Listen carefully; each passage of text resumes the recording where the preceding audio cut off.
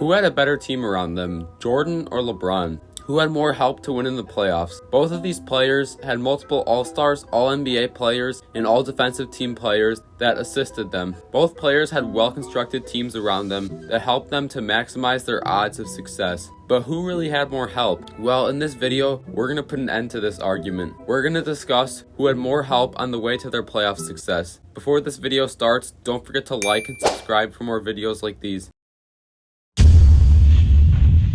Michael Jordan was drafted in 1984 to the Chicago Bulls. In his first few seasons with the Bulls, the team wasn't that good. The Bulls were constantly getting eliminated by better teams like the Bucks, Celtics, and Pistons. Despite MJ's historic numbers in production during this time, the Bulls never saw real playoff success at first. Well, that was until the stars started to align for Chicago. The great teams of the 80s like the Celtics and Pistons slowly started to fade away, and the Bulls added on who's known as their second best player, Scottie Pippen, and Michael Jordan was continuing to improve his game. The Bulls finally started to see success in the postseason. MJ was able to secure the Bulls' first three-peat. Jordan, with the help of Pippen and other role players, were able to beat the Lakers, Trailblazers, and Suns in the NBA Finals. Everything was going so good for the Bulls until MJ decided to retire for the first time. This stunned not only NBA fans, but the whole world. Probably the most famous athlete in the world retired right after winning 3 championships in a row. Eventually, he was back come the end of the 1995 season.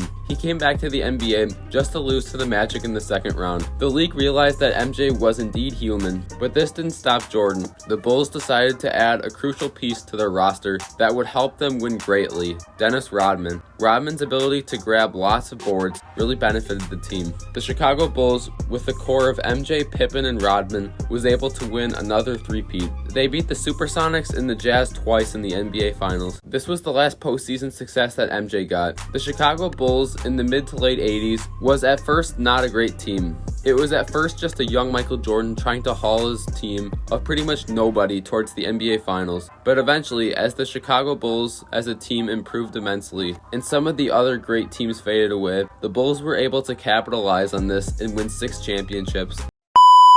LeBron James also had a similar story of playoff success. He was drafted in 2003 to the Cleveland Cavaliers as an 18-year-old straight from high school. His first 2 seasons were uneventful. In 2006, LeBron made his first playoffs. However, he lost to the Pistons in the second round. 2007 was a big year for the chosen one. Him, with the help of pretty much nobody, was able to drag his non-existent squad to the NBA Finals. However, he lost badly to the Spurs, getting swept in 4 games. Throughout the span of the next 3 years, LeBron was getting bounced out of the playoffs, around the conference semifinals and the conference finals. It wasn't until the next phase of LeBron's career where he really found playoff success. LeBron decided to leave his hometown of Cleveland and become the villain of the league by joining the Miami Heat. This move was considered weak by many people. LeBron took the easy route and joined a super team with Chris Bosh and Dwayne Wade. This super team was able to win 2 of 4 championships. They won in 2012 and 13 against the Thunder and the Spurs, but they lost in 2011 and in 2014 against the Mavs and Spurs. Then LeBron decided to move back to his home team with the Cleveland Cavs in the 2014 and 15 season. LeBron and the Cavs, with help from Kyrie Irving, Kevin Love, and other role players, were able to make it to 4 NBA Finals and win 1 of them.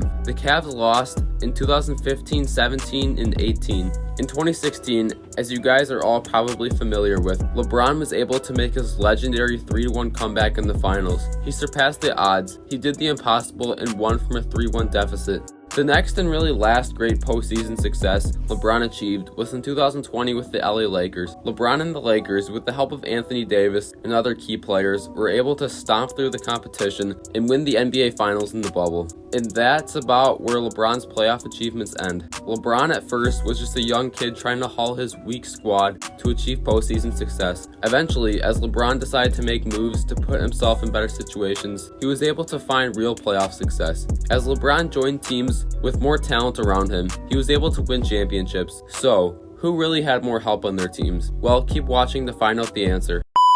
In order to truly see who had more help, let's take a look at what players MJ and LeBron had. Michael Jordan played with a total of 6 All-NBA players, 8 All-Defensive players, and 6 All-Stars. LeBron James played with a total of 5 All-NBA players, 2 All-Defensive players, and 15 All-Stars. But isn't this unfair because LeBron played more seasons than MJ? To take away this variable, if we convert the numbers to a per-year stat, this is what they look like. We can see that LeBron played with, on average, more All-Stars, but MJ played with more All-NBA and All-Defensive players. Let's look at this from a number standpoint. We're going to take a look at the win shares and value over replacement from all the All-Stars each player played with. As we can see here, LeBron has the highest score of both stats, as well as the combination of both of them. But let's adjust it to per year. LeBron still wins this category, but with a slimmer margin. This means that LeBron had more help, right? Well, not quite. Although looking at all the best players both legends played with is great, there's more to the team than just the best players. I think we need to take this question a little bit deeper. To really answer this question, we need to look at MJ and Bron and their teams as a whole. We're going to first start it by looking at the win shares over MJ and LeBron's whole career. More win shares typically mean that that player had more to do with winning, meaning they didn't have as much help from their team.